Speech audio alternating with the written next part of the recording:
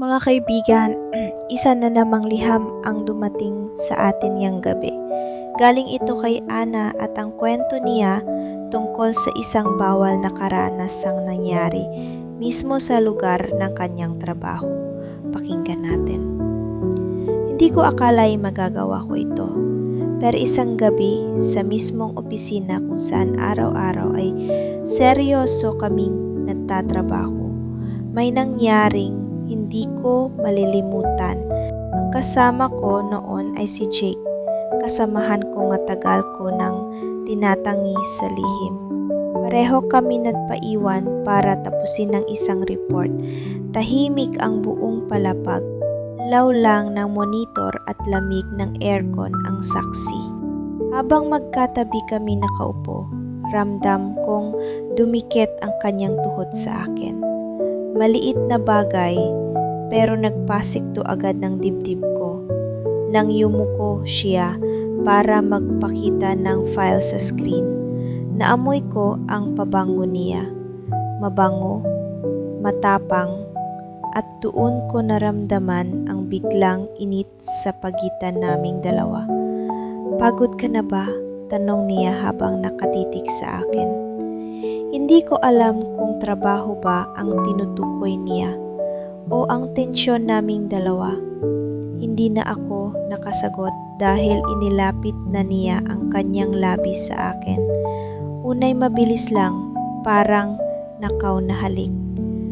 Pero nang hindi ako umatras, naging mariin. Mainit, mapang-angkin. Nabitiwan ko ang ballpen at bago ko namalayan, nakasandal na ako sa mesa. Ang mga kamay niya'y mabilis na gumapang sa bewang ko, habang ang labi niya'y naglalakbay sa aking leeg. "Dito? Sa opisina?" Hingal kong tanong. At bumulong siya, "Mas masarap kapag bawal." Sa gilid ng mga papel at laptop, inangat niya ako at pinaupo sa mesa.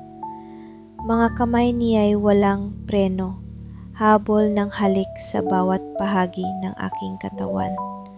Ang lamig ng mesa'y sumalungat sa init ng kanyang palad. Ramdam kong tumitibok ang puso ko. Hindi lang sa libog kundi sa takot na baka may makakita. Habang naroon kami, maririnig lang ang tunog ng aming paghinga at ang impit kong ungol na pilit kong tinatakpan ng kanyang balikat. Ang mga mata niya'y nakatitig sa akin, puno ng pagnanasa at kumpiyansa. At ako, wala na akong nagawa kundi magpaubaya. Mabilis, mapusok. Halos mawalan ako ng ulirat sa bawat pag-angkin niya. At sa mismong sandaling sabay namin naabot ang rurok, biglang umilaw ang screensaver ng computer. Para bang paalala ng lugar kung nasaan kami. Pagkatapos, hingal na hingal kaming nakangiti sa isa't isa. Alam naming mali, alam naming delikado, pero isa lang ang sigurado, yun ang pinakamainit na overtime na naranasan ko sa buong buhay ko. Hanggang ngayon, tuwing nauupo ako sa mesa kong iyon, napapikit ako at bumabalik sa gabing iyon, kung saan ang trabaho at pagnanasa ay naghalo sa isang lihim na alaala. Mga kaibigan, iyan ang liham ni Ana. Minsan, sa gitna ng seryosong lugar ng trabaho, may mga lihim na pagnanasa rin nabubuo at minsan, hindi na napipigilan.